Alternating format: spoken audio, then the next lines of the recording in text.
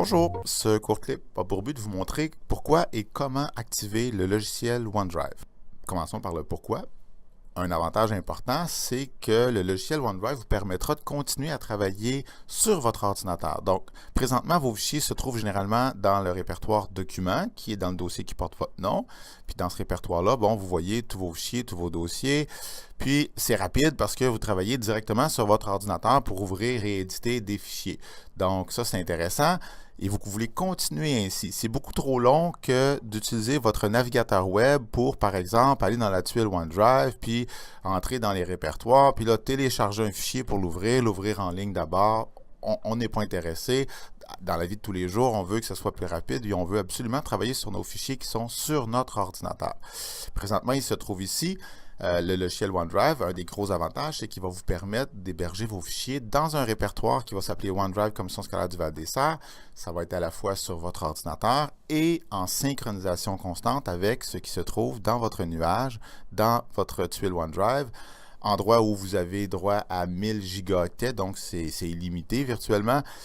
Puis l'avantage par rapport à cet endroit-ci, qui était aussi synchronisé en permanence sur les serveurs de la commission scolaire, l'avantage de OneDrive Commission scolaire du Val-des-Serres, le répertoire qu'on va créer en activant le logiciel, là, c'est que lui, d'un, il est plus gros, on n'a pas de quota, on n'est pas limité, mais de deux, on peut y avoir accès de n'importe où parce que qui dit interface web dit, aussitôt que vous avez un ordinateur et que vous avez accès à Internet, vous pouvez vous rendre à cet endroit-là et donc avoir accès à tous vos fichiers, autant sur des ordinateurs que sur des appareils mobiles en installant l'application OneDrive. Bref, on est convaincu des avantages qu'on a, puis d'absolument aucun inconvénient, à mon avis, à moi, parce que Microsoft peut assurément nous offrir autant, sinon beaucoup plus de sécurité que les serveurs de la commission scolaire si on compare les budgets de protection des deux organismes.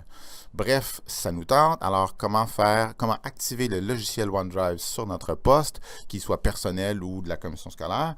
Il faut cliquer sur le logo Windows qui est dans le coin inférieur gauche, commencer à inscrire OneDrive au clavier et vous allez retrouver OneDrive Entreprise qu'il ne faut pas choisir. C'est vraiment OneDrive, l'application de bureau, le logiciel qu'on veut activer. Si jamais vous ne l'avez pas à cet endroit-ci, allez faire un tour du côté du catalogue d'applications. Il s'y trouve le logiciel OneDrive. Donc, si je rapetisse la fenêtre, puis je commence à inscrire dans le catalogue, OneDrive aussi. J'inscris toujours juste ONE parce que à certains endroits, il est écrit dans un seul mot, puis des fois, il y a un espace entre les deux. Bref, vous retrouvez dans le catalogue d'applications et vous pourriez l'installer au besoin sur un ordinateur de la commission scolaire si exceptionnellement, il ne s'y trouvait pas déjà. Donc, je me fais demander mon adresse de courriel et je vais devoir évidemment m'authentifier. C'est toujours les mêmes informations de mon compte Office 365. Ça me permet de vous préciser que c'est possible autant sur des ordi perso qu'à la commission scolaire, autant pour des élèves que des employés. Je me fais informer justement que mon dossier sera créé puis qu'il va s'appeler OneDrive Commission scolaire du Val-des-Serres. Excellent. Par défaut, il va le mettre dans un excellent emplacement. Je laisse les choix par défaut. Puis encore une fois, ici, c'est une bonne idée de laisser les choix par défaut.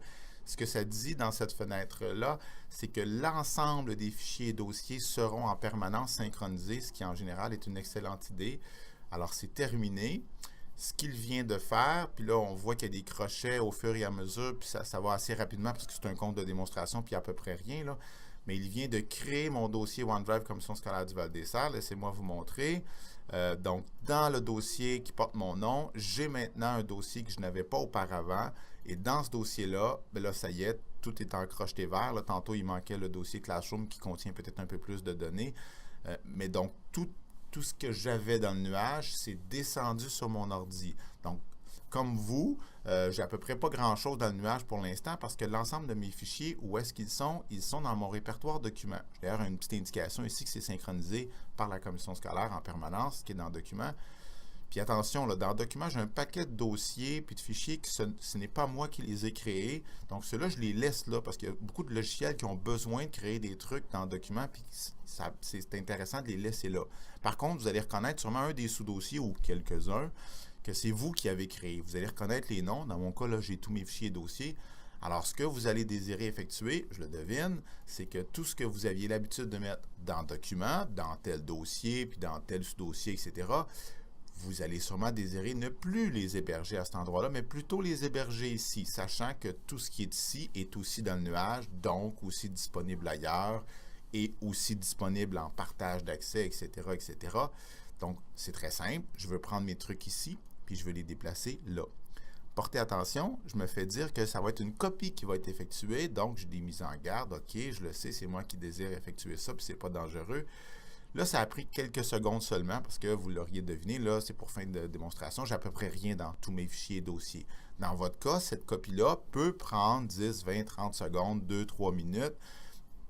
Ça va être quand même assez rapide, parce que c'est une copie sur l'ordinateur à un endroit sur l'ordinateur à un autre endroit. Donc, l'ordinateur est capable de faire ça avec beaucoup d'efficacité.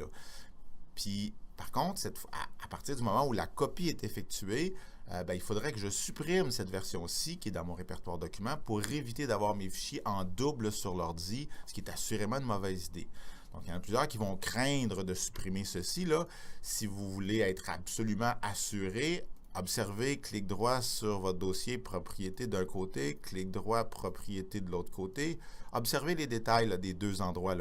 Dans mon cas, j'ai 28 fichiers. Dans votre cas, vous allez en avoir des milliers sûrement.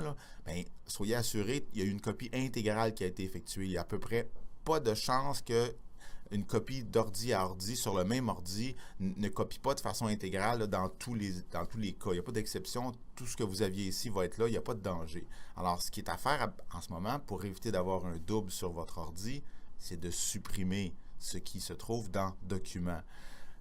Ça fait peur, je le sais, mais c'est ce qui est à faire. Pour pas que, dans le dossier qui porte votre nom, il ne faut plus que vos fichiers soient et ici et là. Il faut qu'ils soient seulement qu'ici. Puis à partir de maintenant, dans les fenêtres de sauvegarde de Word ou de n'importe quel autre logiciel, c'est ici que vous devez vous diriger, puis dans tous mes fichiers, puis là, vous allez retrouver votre même arborescence que vous aviez auparavant. Pourquoi ici? Parce que tout ce qui se trouve ici sera automatiquement synchronisé dans l'info nuagique, dans votre espace OneDrive. Donc, tantôt, là, j'avais des consignes qui m'expliquaient comment OneDrive fonctionne. J'en ai pas besoin. Ça va tout le temps donc se retrouver ici dans ma tuile OneDrive. Tantôt, je n'avais pas tous mes fichiers, je l'ai maintenant. Donc, de n'importe quel ordinateur, je pourrais avoir accès à tous mes trucs. Je pourrais même activer le logiciel OneDrive, processus que je viens de faire au complet là, sur mon ordi perso à la maison. Donc, en permanence, il y aurait une synchronisation, puis j'aurais accès à tous mes fichiers aux deux endroits sur l'ordinateur, sans aucun effort. Par contre, une petite mise en garde en terminant, la synchronisation initiale, elle est assez longue. Donc, moi, ça n'a pas pris de temps. Je fais mon dossier documents. Non, ça, c'est le dossier OneDrive Commission scolaire du Val-des-Sarres, c'est bien. Donc, ça n'a pas pris de temps que j'ai eu le petit crochet vert qui me dit que oui, c'est sur l'ordi, mais en plus, c'est synchronisé dans le nuage totalement. Là, ça a fonctionné pour tous mes fichiers. C'est sûr que ça peut prendre un certain temps, surtout si vous avez beaucoup de dossiers et de fichiers. Puis ça, je vous conseille surtout de ne pas faire ça à 4h-5 avant de quitter parce que, je l'ai dit auparavant, la synchronisation s'effectue en tâche de fond. Donc, vous ne vous en apercevez pas et votre ordinateur, il envoie des données constamment dans Internet pour que ça se retrouve dans votre nuage. Ça, si vous commencez votre synchronisation initiale à l'école à 4h-5, puis vous allez chez vous, puis vous ouvrez l'ordinateur, puis il y a accès à Internet parce que vous l'avez connecté sur votre routeur, ça, c'est sûr que ça va continuer à prendre des données, autant de données qu'il y a de fichiers et de dossiers dans votre répertoire. Fait que si vous avez toute votre vie numérique qui est en train de synchroniser, c'est sûr que ça peut avoir des effets sur votre facture d'Internet si vous n'avez pas un forfait illimité. Bref, c'est une bonne idée de faire ça très tôt le matin et de vérifier si la synchronisation est complétée avant de partir. C'est surtout la synchronisation initiale qui peut causer des problèmes. Une fois que c'est fait, au fil du temps, par la suite, c'est juste un fichier ou deux fichiers qui aura changé. Donc ça, c'est pas gourmand en forfait Internet. Mais la synchronisation initiale, c'est peut-être une bonne idée, soit de la faire en petites doses, donc petit dossier par petit dossier, au lieu de la faire intégralement comme je l'ai fait moi, ou soit de vérifier avant de partir avant de déconnecter l'Internet, que la synchro initiale complète a été effectuée. Bref, j'espère que vous comprenez bien les nombreux avantages que vous avez à utiliser le logiciel OneDrive, à l'activer en fait sur votre ordi perso, sur votre ordi de la commission, puis les avantages que vous avez à déposer vos fichiers à cet endroit plutôt que dans votre répertoire documents. Puis j'espère que vous allez en profiter. Merci beaucoup, bonne journée.